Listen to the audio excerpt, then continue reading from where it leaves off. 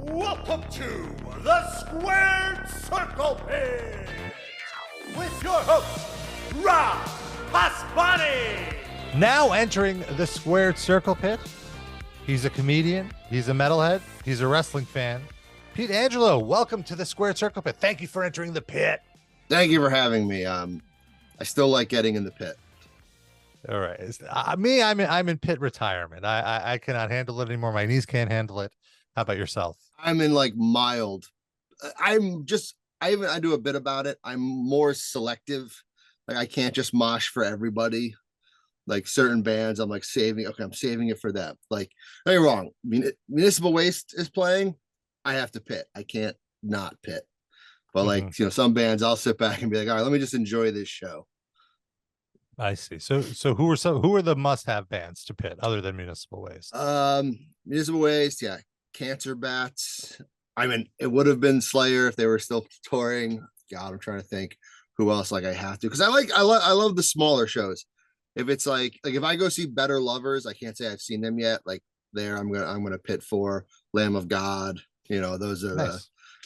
I always say that, but like I'll tell people like I'm gonna go easy today, and they're like, no, you're not. We know you. Same. Yeah. that's why I avoid it. I don't want to pull anything. So let's start from the beginning. Did you first get into wrestling or first get into heavy metal? I want to say like the serious love would be metal, because I always had like an orbital interest in wrestling, but didn't get super into it until like definitely a bit after like I was well ingratiated into metal. And that might be even what helped push me towards wrestling, because I know a lot of metal bands are into wrestling, a lot of like metalheads are into wrestling, but also a lot of comedians are into wrestling, and that was a big force that kind of pushed me to get into wrestling in like the last like 8 years or so, however long I've been doing comedy.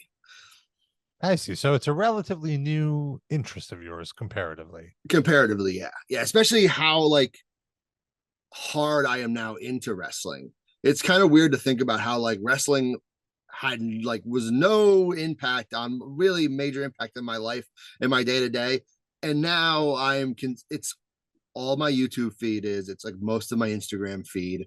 It's like the majority of my life. It's like my life is in two parts. It's like post and pre-comedy wrestling and pre-comedy and wrestling. Like now it's like everything. Now I watch it nonstop, but there's so much to watch.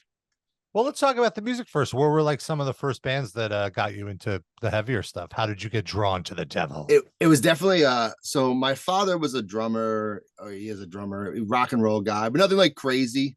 I started off with like whatever he was listening to, and then slowly AC/DC I kind of discovered, and then like slowly like Pantera, and then basically a couple older kids that I hung around with showed me like metalcore, Killswitch Engage, and things like that. And I was starting, and for a while, like it was weird because I didn't like, if they had a little bit of screaming, I was like, no. And then just as I got older, I just found that I like things heavier and heavier and heavier, which is weird because most people I know did the opposite. A lot of people I know like were like, oh, I liked a little bit. As I got older, I couldn't handle the more intensity. And I was like, oh, really? Because I went the complete opposite direction. I was like, just slowly moved towards like thrash metal and death metal. What's like the band where you're like, this is the heaviest thing I've ever heard in my life? How are they? I mean, as a teenager, it was Slipknot. It was Slipknot, and like I was like, oh my God, this is crazy. And it's so funny to think back that now I'm just like, oh, I'm just gonna relax and have an easy day and listen to Slipknot. Like right. Yeah, like they're easy listening now. Like that's how I felt when I first heard Metal Militia by Metallica. I was like, yeah, fastest song I've ever heard in my life. Yeah. Exactly. It's like I'm looking back it's now. Like it's fine. It's like Killswitch Engage. I thought it was like super heavy when I was younger. Now I'm like, I want something nice that I can sing along to, and I gotta listen to Killswitch or something. Like I don't know. I'm not gonna lose my mind like quite as much.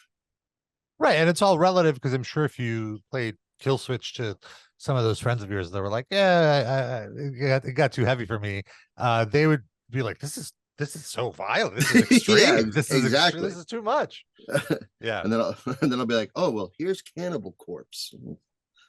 Because it's a lot like wrestling too. Like you know, you watch a regular mainstream WWE match, like, oh, this is so violent. Like, oh, you want to see violence? Like, here's a Oh death yeah. match. That's the thing too, is I am a huge, I love deathmatch.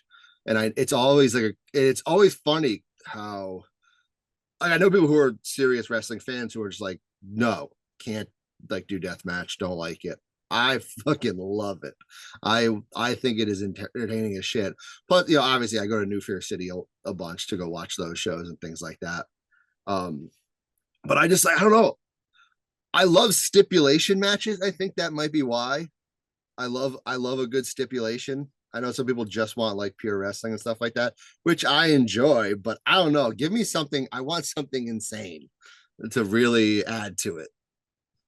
Well, what's the feeling you say? Like you say you're drawn to death matches. Like what kind of feelings do you have when you see, you know, someone getting hit with a light bulb tube It's or just like a cheese grater or excitement. whatever? Yeah, it's just such excitement, just like a holy shit. Like, how are they doing this to each other? And how is everyone like, how is this much blood being spilled? And but it's just like I'm watching a horror movie like right now. Like this is what it is. It's two horror movie monsters. Just it's like a Godzilla fight. Like so just like Yeah, that rush and that adrenaline, you know, which is like a similar thing to metal, I feel like. absolutely. Of course. For me with the death matches, what I don't like about them, and I'm not someone that doesn't think they should exist, just for me personally, it takes me out of the disbelief in the sense that I'm just like, oh no, why is he Oh doing this yeah. to himself? Like, don't, that really hurts. Stop that. Stop doing it, you know, as opposed to like kill, murder. Like, you know, like I want to feel like that. It's funny, like I'm not even like, I don't know, I definitely do like end up falling into like the yeah, kill him kind of thing, but I am also like, God, that's gotta hurt, but this is insane. He's walking, he's okay, I guess, you know. Exactly. Like for me, I start to worry about things that shouldn't be my problem. Like, you know, he's only getting paid like $50. Why is he giving That's himself this much punishment? Like, it's not worth it I for these 30 people in this I bar, I you showed know? my friend, I showed my friend a fucking um a highlight reel from Tournament of Death. And Oh he my was God. like, he's like, what do these guys make? I was like, I don't know, a few $100s. Yeah, He's you like, are really you have to have the kidding me? passion. Yeah. Yeah. I was bummed it's back and I wanted to go, but it's the same day as my brother's wedding. Rude. Very rude of your brother. Yeah. How could Couldn't he get do him to that? change it? What's Yeah, weird? right. I want to go see people bleed in the field in Delaware. Could we do this wedding some other time? I have a video that this girl next to me was taking of a this guy was hitting a dude with a door and a piece of the door flew off and it just comes right at the camera and I show it to people and they like literally are looking and they just go bah! That's the other thing about the death match is you are a part of the show. You Oh have to yeah. pay extreme attention, much like with the mosh pit. Maybe that's what it is. It's essentially a wrestling version of a mosh pit. You Oh got, if yeah. you're on the edge of the pit, you got to have your arm out. You got to, you got to block I've the like light bulb yeah, tubes. I've literally like, given people like the same speech in both. Like, you know, I'm like, oh, someone's coming around, like get your arm up, or like if you see a tube getting pulled out and it's being swung towards us, shield your face. They're like, what? Yeah. Exactly. So I'm interested now, like, let's take a step back. You said that you got into wrestling through comedy because all your comedy friends were talking about it and you were like, I need to check that. Can we elaborate on that? I mean, I honestly, I wish I could like pinpoint. I wonder if there's a comic. So I'm from Connecticut, and one of the comics that really like kind of helped me out getting started and like took me under his wing a bit was this comic Pat Oates, and he was a huge wrestling fan. And like he'd always be talking about it with other comics and things like that. And then I don't know, I always remember liking it as a little kid, you know, watching it a bit, but sort of I watched it as a little kid, went through that it's fake phase, and then like now I came around, I had friends who watched it and were like, no, it's really great now and stuff like that. I was like, oh, okay. So it just came down to like that many people talking about it around me. And I had a feeling I would like it.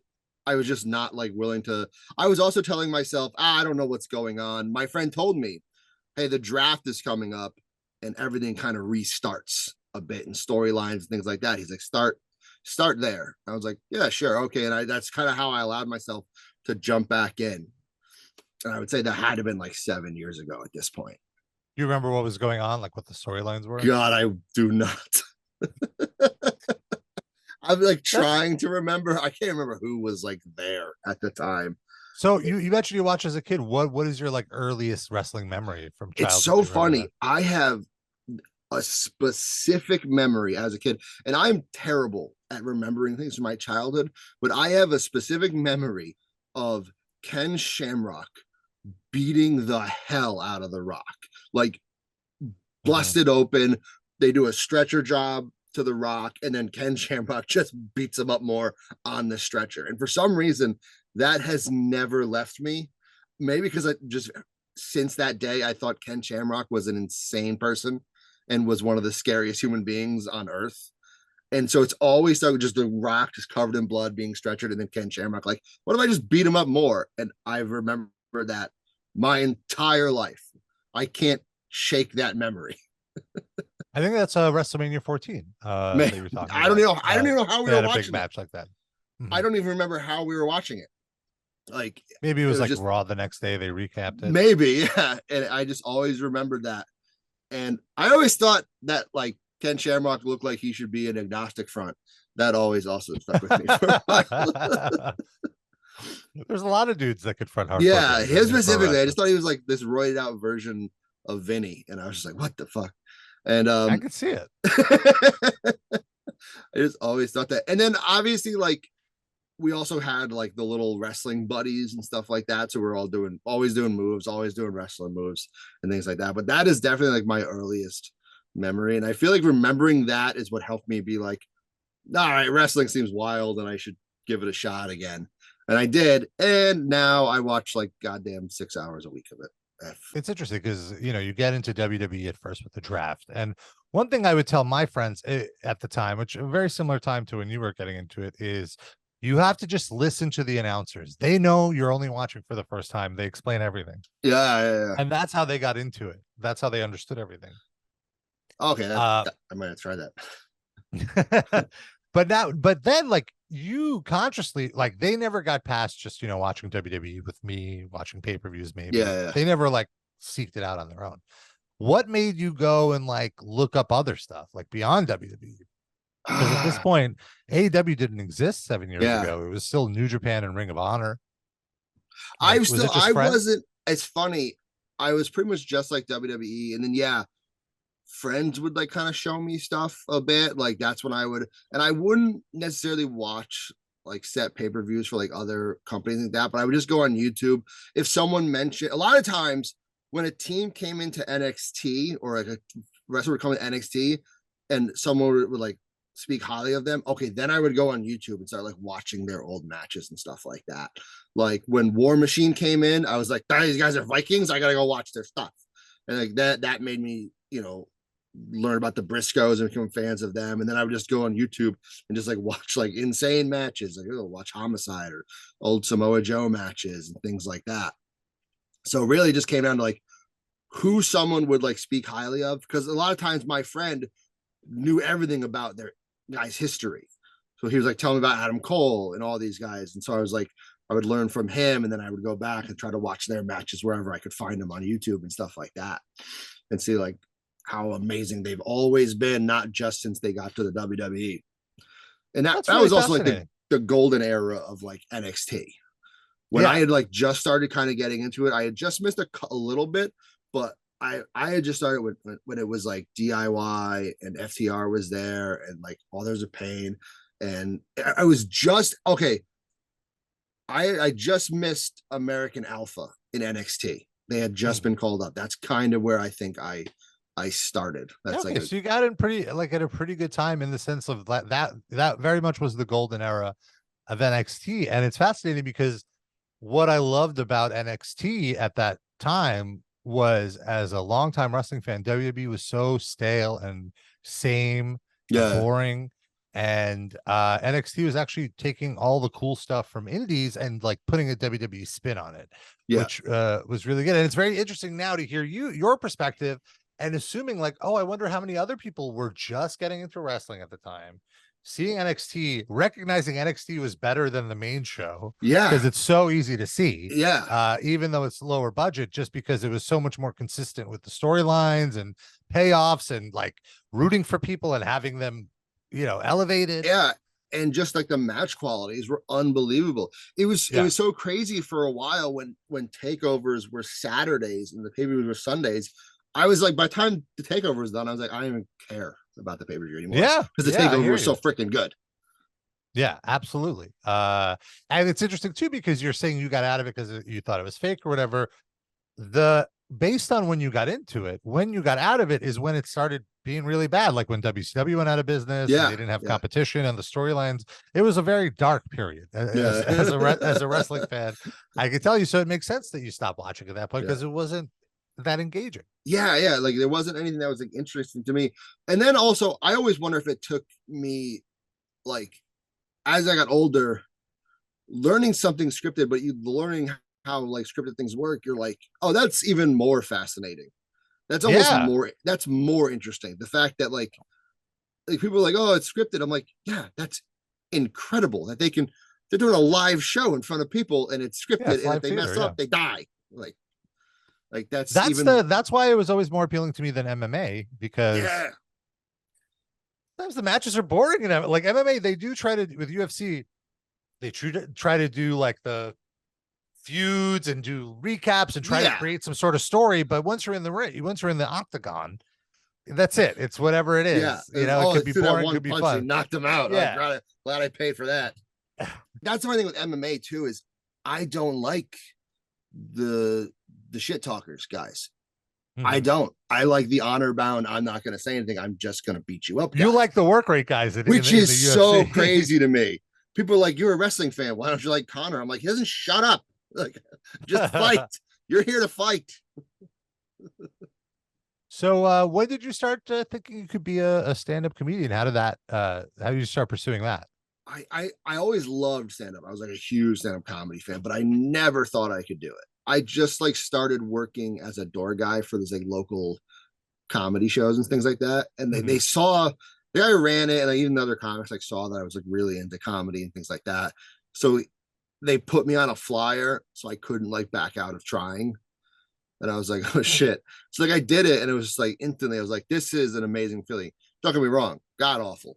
I every January the video comes up for my first performance, and I actively get sick trying to watch How did you come up with the material? You just kind of, what could I talk, like just whatever? Yeah, it was just like, what like dumb thing. I was like, how do I look and things like that. Like I also, the big thing for me is I didn't come out until like 4 or 5 years into doing comedy.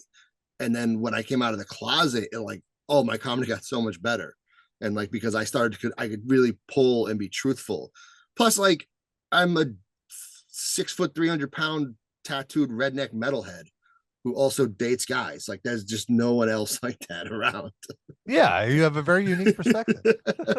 my friend even told me, he's like, once you start finally talking about that, it's going to be like game changing for you. I was like, all right, I was just so afraid to. But like, I always wanted to do it. And I was like, I have something like different to say from a lot of people. And I was like, so like, I always wanted to. And then finally, luckily, like you roped into trying it, and I just kept at it, and I kept at it. And then finally one day I was like, all right, it's time to be truthful and like really be myself. And that was like there's almost like it's like I started comedy twice. It's like when I actually went on stage for the first time, and then when I went on stage as myself for the first time. Mm-hmm. Yeah, I absolutely believe that. I had a very similar experience with my coming out, but really just with my friends. Were you just in the closet in life as well when you started comedy, which is that why you pretty much? Yeah, it was just like it was just all wrapped up together, and like, and then eventually I kind of slowly like I came out to like family and stuff like that, but I still couldn't really bring myself to talk about it on stage. And then my friend was like, just rip the Band-Aid off, do it, like just go for it. And I did. And like the first time I did it, like all this stuff got like really big laughs, and like people were like really surprised by it. Yeah, I think also just like you're just so used to your whole life just holding that part of yourself in. It took me a while too to be able to just publicly talk about it, even though I had already come out to people, just like strangers. It would be hard to talk to them about it. But it's like, why? I don't know. I mean, I know why, but you know what I mean. it's been great. But the funny thing is too about it, my boyfriend, who is like, way small, he's like it's waist, like is a thinner, smaller guy. And because that's what I like. But he's like, he's always looking at he's like, looks at my phone on Instagram. He's like, your Instagram is nothing but giant dudes. Like, it's so weird because he's like, you don't like that. I'm like, I do, but not like that. Cause like all I do is follow like wrestling metal bands and I do strongman. So I follow a lot of strongman. So he's like, why are you looking at all the guys that I like? So you also do strongman. Let's talk about how did you get into weightlifting? Honestly, during lockdown, Connecticut wasn't completely shut down and there was a gym like close to me. And I always lifted with a buddy of mine, but I was never like super, super into lifting, but I was always a pretty big guy. And then he kind of introduced me to strongman a bit, like doing the different events. And he was also like, Pete, you're strong, but you're kind of fat, but you're athletic. So it's like a perfect combination for strongman because that's what they are. And I was like, all right, cool. So during lockdown, I had nothing else to do. I had a gym about a mile from my house. I would just go to the gym, just lift, just lift and do all like the strongman implements, things like that. And then like I started entering competitions and like the amateur events, and I was pretty decent at it for a guy who just started in his 30s and didn't have like a strong like weightlifting background. And it was just a lot of fun. It's hands down, camaraderie wise, one of the most like supportive things I've ever been a part of. That was what was crazy about it to me. Yeah, I just started jujitsu 6 months ago, and I feel the exact same way. Like everything you're describing is exactly what I like about it, just the same. And I could be kind of out of shape, and it's totally fine. And also, just there's more out of shape guys that like destroy me, so it's very motivating. Yeah. Someone pointed out to me like all of your interests are very macho aggressive stuff, and I'm like, oh, I don't know, like I don't think that like I don't know if that's intentional. Well, it's funny. I had, when I first started kind of coming out and I was trying to like meet guys, I'd have like gay guys tell me like they would accuse me of liking like metal and stuff like that as a way to hide my sexuality. And I was like, I could have just had a girlfriend and not listened to Slayer for 20 years if I wanted to do that. Like there are other ways to do it. But the other thing too is, that's what bugs me too, is a lot of times, like if I tell people I'm into wrestling or a strongman, and if they know I'm gay, they'll just be like, well, yeah, obviously. I'm like, not because of that reason. That's not why. Like, it's annoying. I genuinely like these things. Yeah. And it's so fun. Like with BJJ, it's a very gay sport. But when I'm in there, that part of my brain is completely turned off. You know, like I'm completely in tune with like the chess game that's happening, because if not, I'm gonna get choked out. Like I have to be very present. There's no time to be horny. I'm not daydreaming about that guy's eyes. Yeah. Otherwise, I'll be dreaming. Yes, exactly.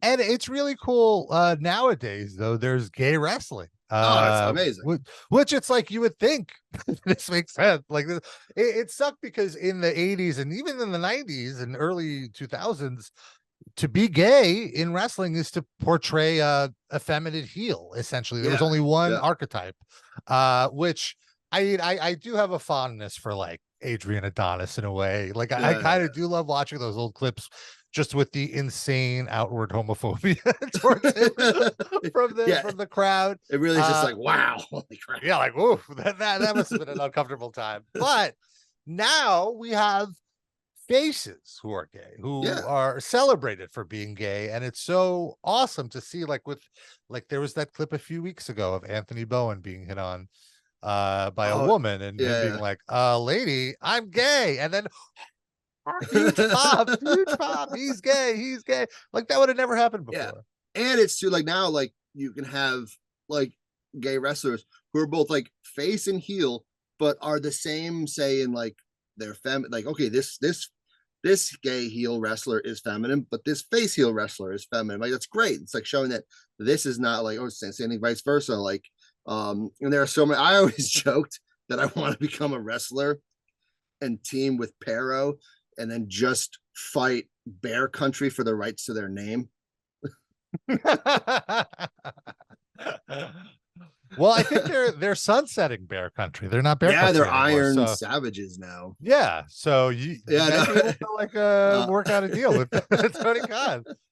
Paro is a perfect example of like a the badass monster. yeah, and it's like, oh yeah, and he's gay. You know, Yeah, like being gay is it's not your defining yeah. I characteristic feel like anymore. Killian. That's why I like. That's why I kind of gravitate towards him a bit. Like, I got to hang out with and talk to Killian, Shamrock Shooter, a little bit. Like he's, same reason. Like you don't really know it, but they're not against being it. Like I always kind of like that. Oh yeah, I You never know? took it that way either. It's Yeah, just like it's showing a different archetype, yeah, which I like. exactly. Well, like even like Effie's Big Gay Brunch, it's like 50 different types of gay Yeah, people, you know, like which is awesome.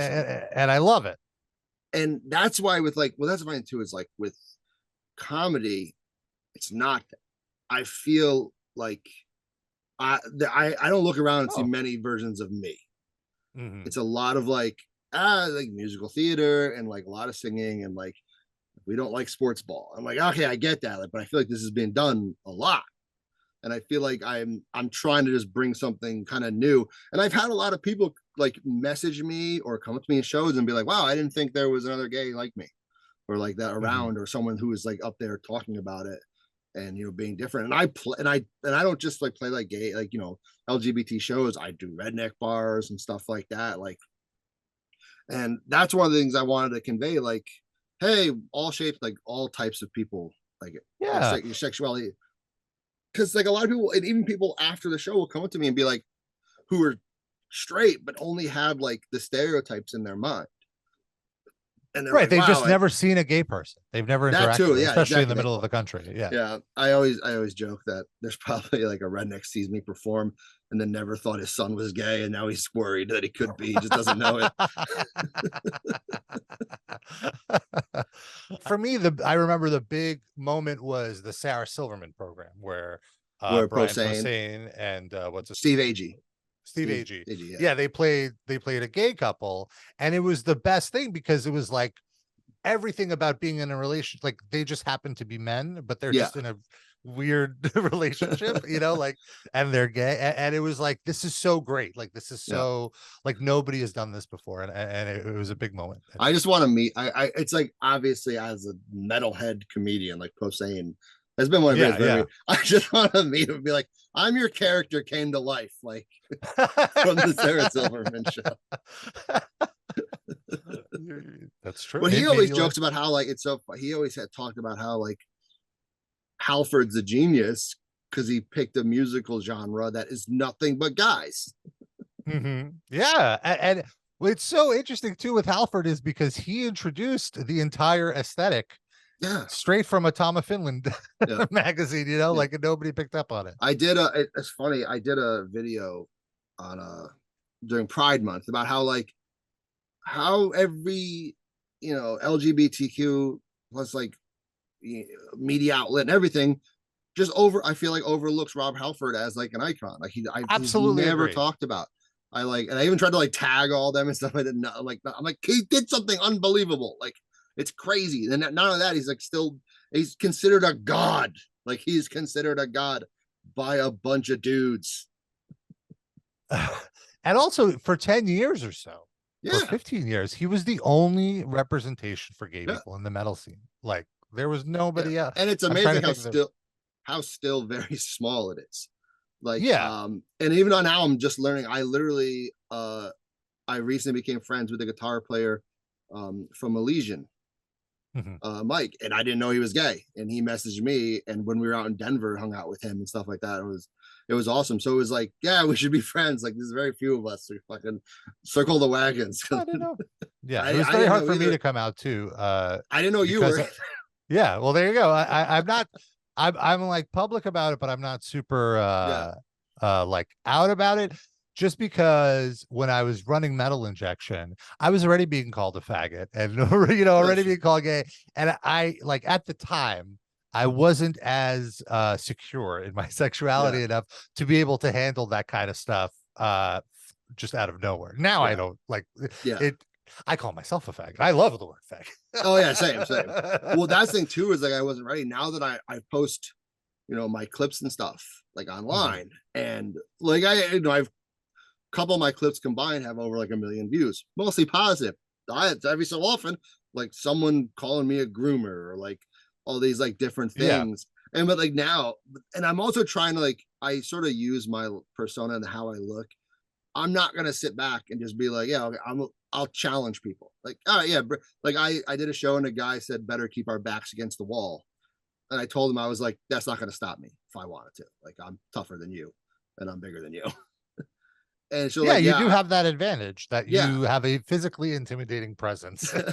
So like, I'm like, I'm gonna use it. And like, what's nice is I think people realize what I'm trying to do is it's like, I'm trying to use that to like, it's like I'm using my toxic masculinity for good. You know. Yeah.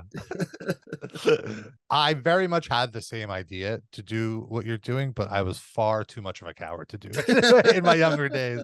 So I give you all the credit in the world for pursuing this. It takes a lot to like get up there and say these things I appreciate and that. do material about this stuff. Because also the other thing I feel about gay culture is a lot of it is really not known to mainstream culture, and a lot of it is fucking hilarious. It is so stupid and hilarious, and like, because nobody talks about it, they don't know how ridiculous a bathhouse is or whatever, like just the cultures. The lack of required consent in the gay community leads to a lot of comedic situations. Me and my boyfriend went to a bear week in Mexico. Oh, I didn't know Mexico had one. In Puerto Vallarta is gay as shit. And like, I this one guy walks by me and just like grabs. He's definitely the same guy who grabbed my ass. He just grabbed like a handful of my chest and I like pull his hand away. He immediately took that as a sign to try and suck my nipple. I like pushed him away. I was like, no. And then he showed that he had like a riding crop, and he's like, "Do you want to punish me?" I'm like, "No, I don't. This is not what I wanted. Get me out of here." Yeah. Same. I remember very early on, my boyfriend and I went to a gay club, and also similar dynamic. He's a more of a, I wouldn't call him a twink anymore, but like he definitely has that kind of a build.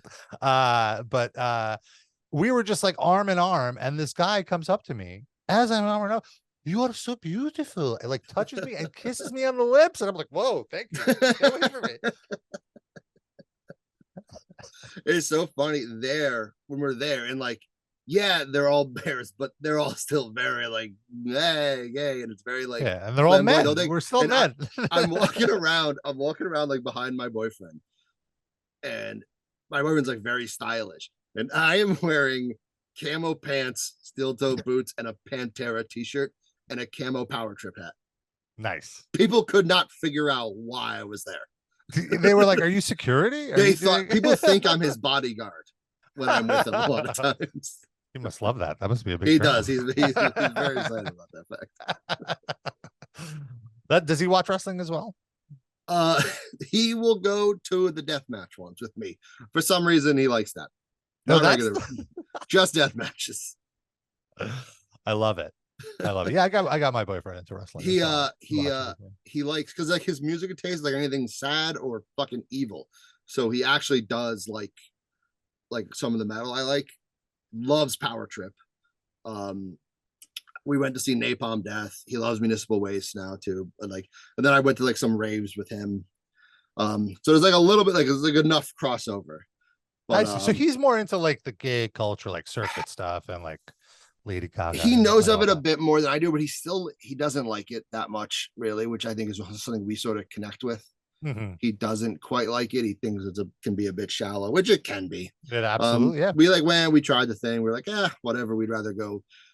I think we like, because I found that I like queer events that are maybe outside the norm of like a quote unquote mainstream queer, like a queer punk show or a queer rave or queer wrestling, that kind of thing. Like I like it is when I like when it's queer centric, but I just need to be a little off the beaten path from like what is expected. Yeah, I feel that way too. Like I enjoy counterculture. I enjoy like punk and like, pushing back. And when you combine that with like gay stuff, like here in New York, we have a drag community or whatever collective, a drag collective called the Nobodies, who I'm sure you know of. And I love going. Yeah, so I love going to their shows because it's like, oh, this isn't like you will not see any of these people on RuPaul's Drag Race. You know, this is all to drag, and I love that there's that. You know, like I love the mainstream stuff, but I always veer. You know, like I said, counterculture, like pushing back at the mainstream stuff. I always find the funny quote because I'm friends with Jordan Olds. I know we're both buddies with them. I had sent them my tape of stand-up comedy to do at some of the 2 minutes tapings, and they loved it. And they always, I can't remember if it was Jordan or Drew that said it about me. They said that I was like a Trojan horse of diversity, that I just look like all their fans, and then bam, I throw the gay aspect out. Everyone's like, what's happening? Yeah, it's great. You got a great look. Yeah. Did you ever consider wrestling? Have you ever considered it with your athletic? I honestly, on Wednesday, I might go to one of the schools and go check it out and think about doing it.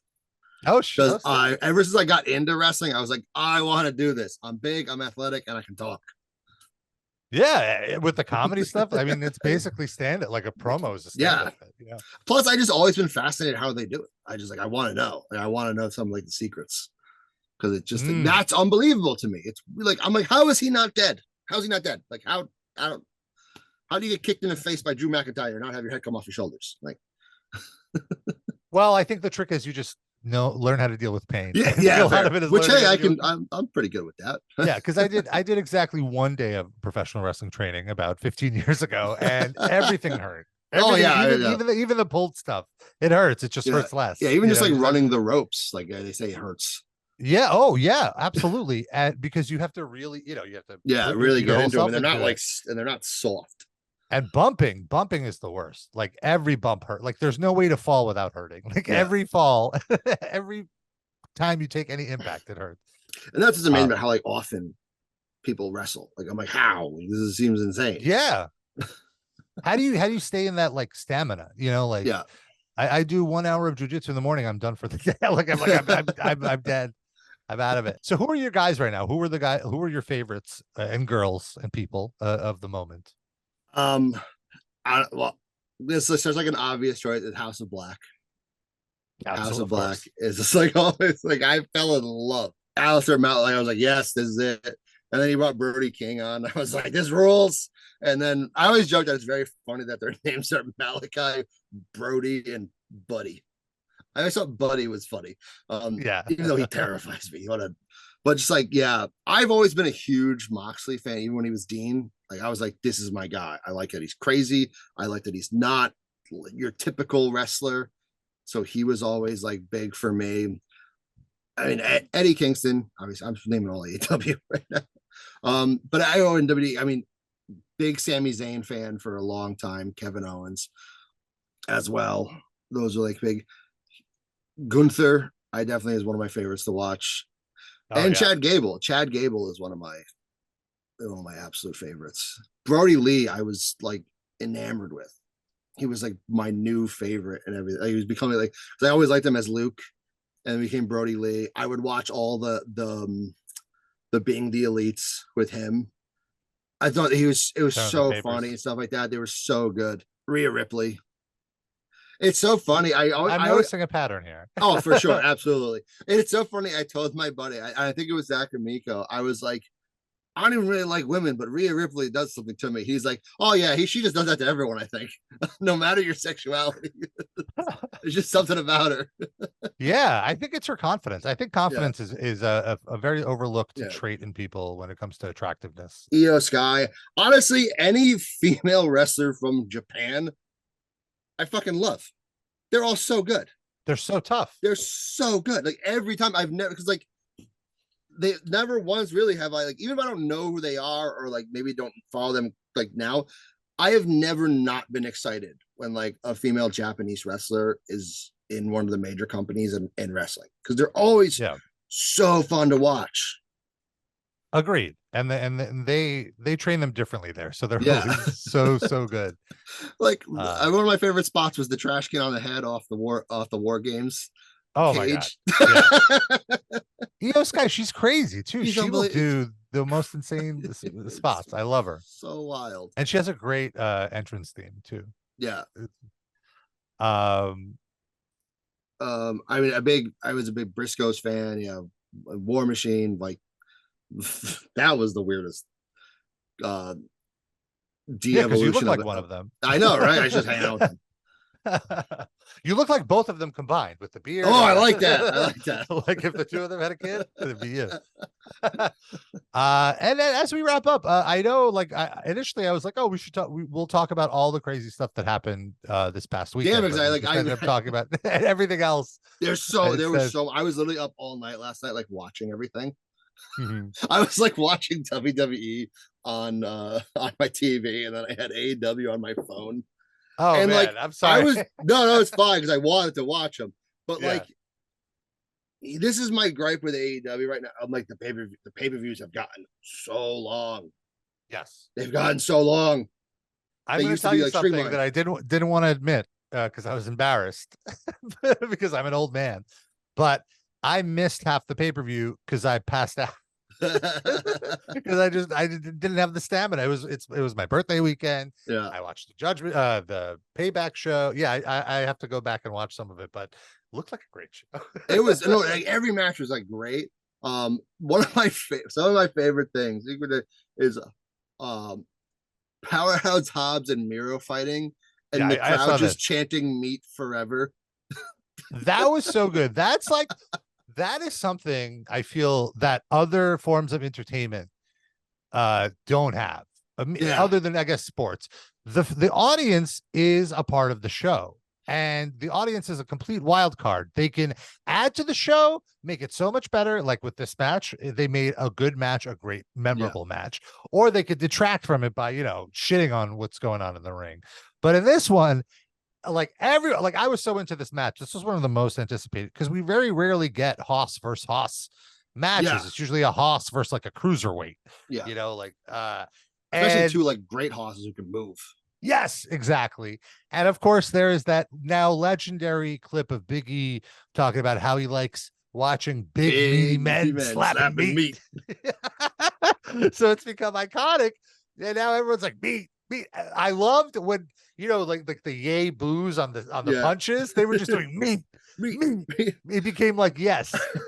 And that's the wild thing too, is that like even in other sporting events, they're not making up new chants to do it. Like they're just like, yeah, go team, whatever. Like they're making up new things to yell and just stuff like that. And only soccer hooligans, I guess. Soccer hooligans. Yeah, they'll come up with like songs to sing. Yeah.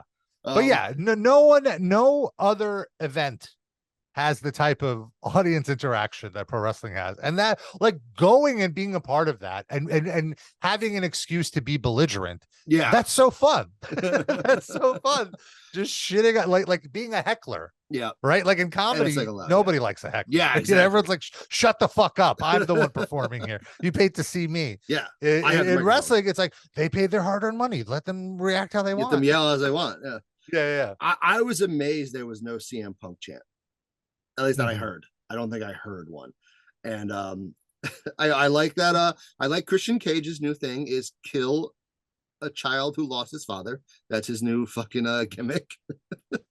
Christian's been great. Everything. Christian's been amazing. Things are clicking in AEW, I think, and in WWE as well. Yeah. Do you watch both, or do you lean more to AEW?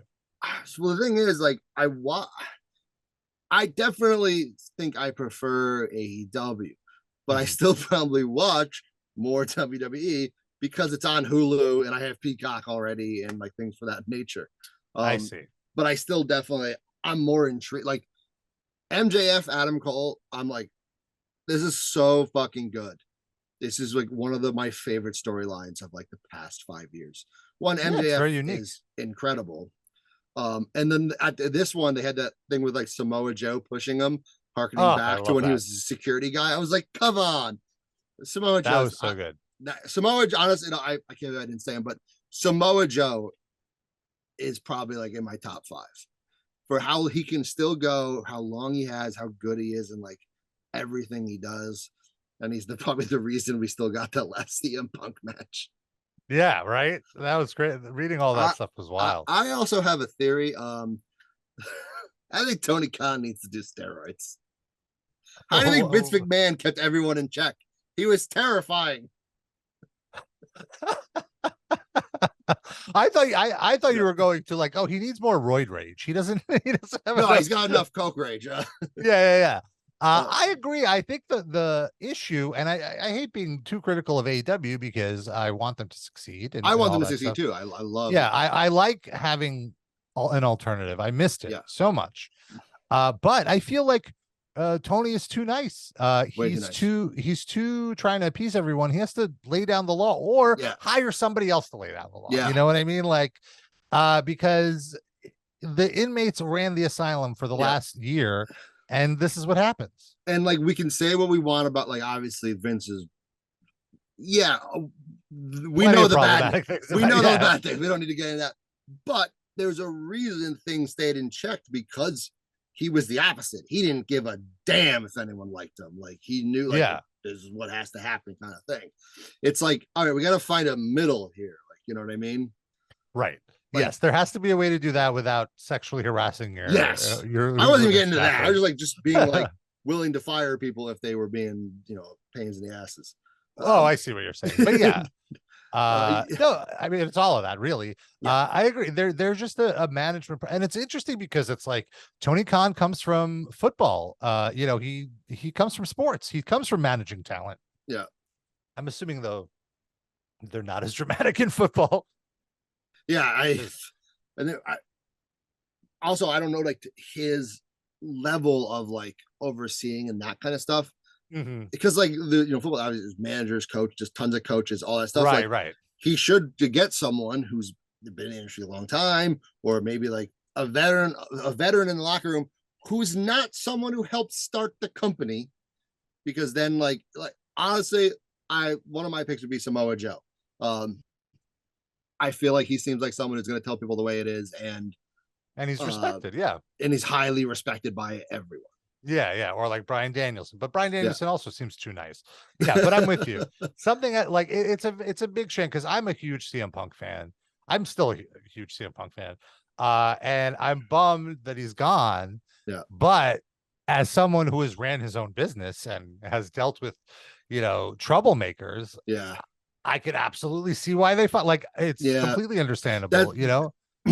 I was definitely also like, this soured Jack Perry on me a little bit. Yeah, he started. I mean, not like he didn't start, but like he egged this on. This was completely unnecessary. And Punk was already get reprimanded. Yeah, and Punk was already mad because they didn't get him a car. Right, but allegedly they didn't get anybody a car, which speaks to a even bigger problem of why not? Yeah, why are you like? Why isn't this better organized? They'll figure out their way. They're like, it's a big stadium. They'll find it. There's Ubers, but there's Ubers, but apparently not, because 81,000 people were all trying to get into that stadium. Right. It was a very weird thing, and so they were both wrong because Perry shouldn't have said that stupid thing. The spot was stupid. For a few reasons, like I mentioned, it takes you out. Like, it took me out of it. Like, oh no, why are you? This is so dumb. Like, you have that gash. Like, I know how much glass hurts. Like, I've gotten cut by glass accidentally from like breaking a cup in the kitchen. I can only imagine. But then Punk egged it on as well, being like, "Do we have a problem? Yeah, we got a problem. I'll put you in a chokehold." Like right before, you just let it go. Let it go. Yeah, like, you don't have to fight everything. Yeah. Easy for us to say. We're not back there. We don't know what's going on in his head. But yeah, with WWE, I think it's going great. In a way, I feel like because there's so much AEW now, it's kind of ruined WWE for me a little bit. It's spoiled it. Like my tolerance is too high. Like, I need more work rate. Yeah. And WWE's pacing is much slower. That's the funny thing, because I'm literally almost like watching them simultaneously. Like, when I would look at WWE, I'm like, all right, this is going kind of slow, even with guys that I like a lot. Like, I'm like, what? Even like I don't know. You just feel like this is a very different thing. Like, the tag match definitely had me the most, I would say. Absolutely, that was my favorite match of the night. That was definitely my favorite match. And unfortunately, I don't think WWE used Shinsuke well enough through the years where I was going to be super invested in. I knew they'd have a great match. Like, 100%. They're both amazing workers, but I just don't have enough. No disrespect to Shinsuke, I don't really have that much investment in him. You know that the company does not believe in him enough for Yeah, him to win the match, yeah, even with exactly. this angle. So Yeah, it's hard to invest. That's the thing. That's the other great thing about being a wrestling fan. It's not just about how good an athlete is. You have to follow the backstage news to yeah, know which guys are the producer's favorites, yeah, like who's going to get the push, and it informs how you're going to enjoy the show. yeah. You can't really get that in anything else. No, yeah, and the funny too is it's so crazy for a while when the first brawl happened at AEW, and then Vince was under like FBI investigation. I was like, why is the backstage stuff right now more interesting than anything happening on screen?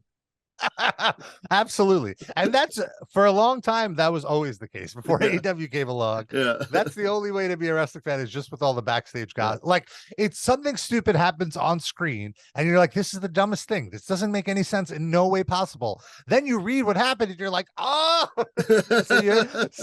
oh, now it makes sense because this person, stabbed this guy or whatever, and he had to be kicked out. And it's like you can't get that with anything. Yeah. You're never gonna hear. I mean, I guess I was about to say you're never going to hear Vin Diesel and The Rock got into fisticuffs backstage, but I guess they have their own. Yeah, They have their own drama, but like mostly you don't hear about that stuff. Yeah. So some people say like that stuff should stay there. That's what like the problem with what's happening now. I'm like, you're not gonna happen. No, yeah, exactly. It can't happen. There's a giant industry. The entire wrestling media industry has been built on this and this alone. You can't control it. Which is wild. Sometimes I think about that, I consume a ton of it. Like Absolutely. I watch What Culture, Culture Hall. For some reason, I get all my wrestling news from British people. I don't know why. But like I'm like, this is an entire business built on this like scripted show. That's like if this is the wrestling is like the only thing that this could happen for. I feel like for a scripted like Game show. of Thrones doesn't have 50 news sites channels. covering. Yeah. Yeah. Awesome. Well, it's been great, Pete. I feel like we have a very similar understanding of pro wrestling and very similar interest in guys to bone. No, I'm kidding. But it's been an absolute pleasure to talk to you. I feel like we could have went on another hour, and we should do this again sometime for sure. Maybe next time there's a big pay-per-view, we'll actually just do a straight recap as anytime you want to watch one. Like, we both live in the city, and I feel like we'd enjoy hanging out. Absolutely. Yeah, we should. That's right. Yeah, so usually when I interview people out here, they're all like all across the country, so I can never be like, oh, let's hang out. But yeah, we absolutely, you and I should absolutely hang out. Do you have anything to plug? Any shows coming up to let our audience know about? Well, follow me on Instagram at Metal Pete Comedy. I'll post all my dates. I got a bunch of stuff coming up this month and a lot of stuff coming up next month. So yeah, just follow me there. I'll have a whole bunch of shows coming up that people can see me on. I'll have more clips coming up. I was on a road trip. Now I'm back, so I'm gonna start making more content about, I like doing goofy metal, jokes and things like that. And so expect more content. So yeah, follow Metal Pete Comedy. Nice. I'll have the link in the episode description for that as well, if you don't want to search around for it. But Pete, thank you so much. And thank you for having me, Rob. See you in the pit. Yeah.